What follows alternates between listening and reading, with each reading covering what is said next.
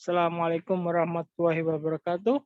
Kami, Alvito Arya Pangestu dan Muhammad Fadil Falah, akan mempresentasikan tentang estimasi curah hujan di Provinsi Jawa Tengah berdasarkan metode co-clicking pada bab 4 dan 5.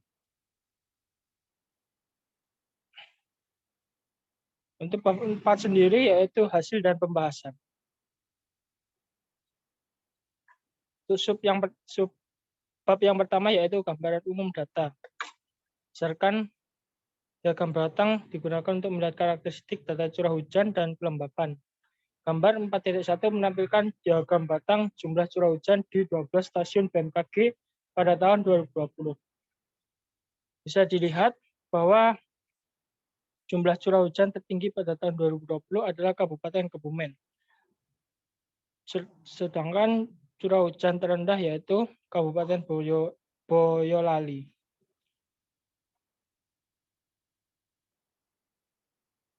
Next. Bentuk selanjutnya yaitu gambar 4.2. Menampilkan kelembapan rata-rata di 9 stasiun BMKG pada tahun 2020. Diketahui dari gambar 4.2, Kabupaten Kebumen merupakan daerah dengan kelembapan rata-rata tertinggi tahun 2020, yaitu sebesar 85%. Hal tersebut berhubungan linear dengan fakta bahwa Kabupaten Kebumen juga memiliki jumlah curah hujan tertinggi pada gambar 4.1. Akan tetapi, Kabupaten Boyolali bukan daerah dengan kelembapan terendah karena tidak tersedia data kelembapan, melainkan Kabupaten Tegal yang berada di posisi ketiga daerah dengan jumlah curah hujan sebesar 78%.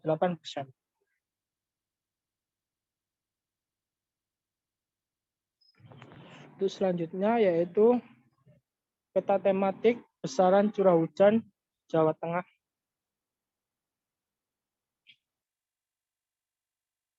Misalkan gambar 4.3 terdapat beberapa kota dan kabupaten yang memiliki curah hujan yang tinggi yaitu Cilacap, Kebumen, Wonosobo, Semarang, dan Kudus. Dapat dilihat dengan dari jumlah curah hujan antara 3011 sampai 4.479 mm. Sedangkan untuk klasifikasi curah hujan sedang antara 1 sampai 3.010 mm.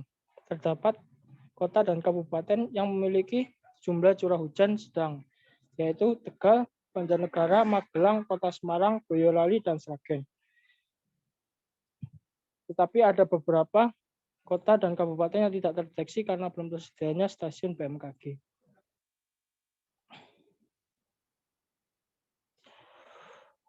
Untuk gambar 4.4 yaitu peta tematik besaran kelembapan Jawa Tengah. Bisa dilihat kota dan kabupaten dengan tingkat kelembapan yang tinggi yaitu Cilacap, Kebumen, Banjarnegara, Wonosobo, dan Kota Semarang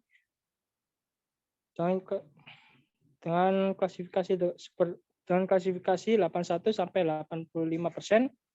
Sedangkan untuk kelembapan sedang dengan klasifikasi 0 sampai 81%, yaitu ada di Kota Tegal, Magelang, dan Semarang.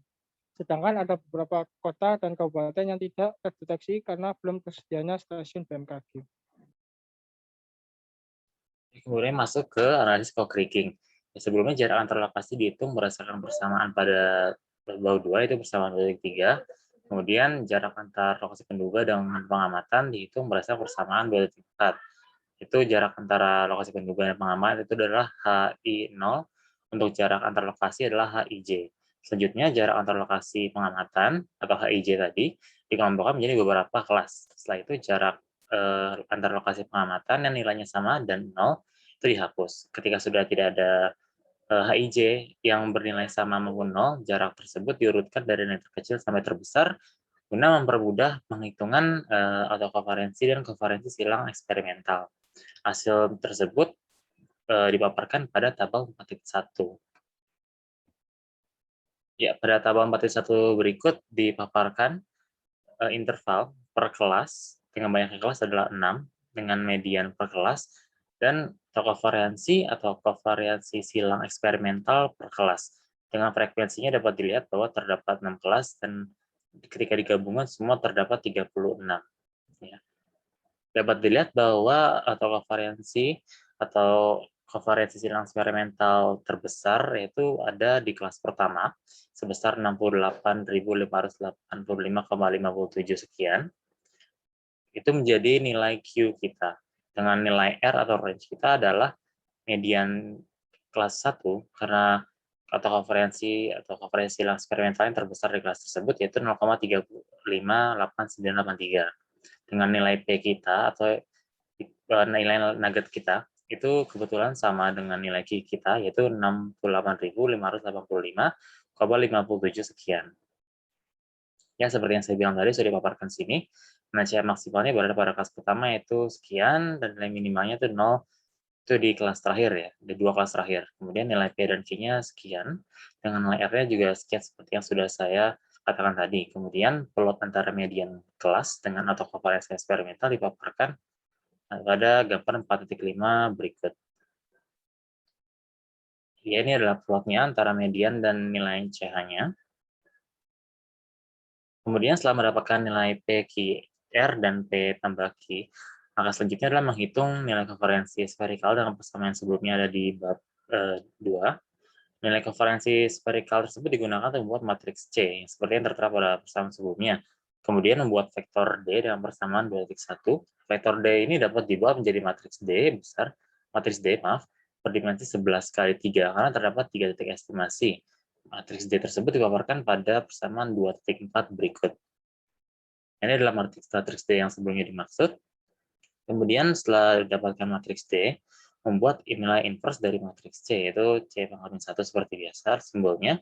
Kemudian matriks bobot W dihitung dengan persamaan sebelumnya. Nah, persamaan sebelumnya itu adalah vektor W sama dengan inverse dari matriks C dikali vektor D. Karena ini vektor D-nya berupa matriks D, maka kita ubah rumusnya menjadi matriks bobot W sama dengan inverse dari matriks C dikalikan dengan dikalikan dengan matriks D. Kemudian matriks W dipaparkan pada persamaan berikut ini. Ini berikut adalah matriks bobot W. Nah, setelah didapatkan matriks bobot W tersebut, estimasinya sudah dapat dihitung dengan persamaan dari satu sebelumnya. Kemudian estimasi tersebut harus dihitung nilai keakuratannya, sehingga nilai AP dan MAP itu harus kita tampilkan. Dan berikut adalah nilai AP, MAP, dan hasil estimasinya. Berikut adalah hasil estimasi yang saya bilang tersebut. Dapat dilihat bahwa Boyolali mendapatkan nilai AP yang paling besar, yaitu 86%, tapi ketika kita gabungkan nilai MAP-nya sebesar 36%. Ketika kita lihat pada tabel 4.2 ini, nilai MAP yang didapatkan itu merupakan masuk kategori cukup akurat atau reasonable forecasting, seperti yang dipaparkan pada pada bab 2 sebelumnya. Akan tetapi ketika kita lihat nilai AP pada masing-masing lokasi tersebut, hanya Kabupaten Semarang yang memiliki nilai AP yang paling bagus karena di bawah 10%, atau dalam artian sangat akurat. Untuk Kabupaten Kudus memiliki nilai AP 16%, yaitu akurat, sedangkan untuk Kabupaten Boyolali sayangnya tidak akurat atau kurang akurat. Kemudian kita lihat masuk ke bab 5, itu penutup.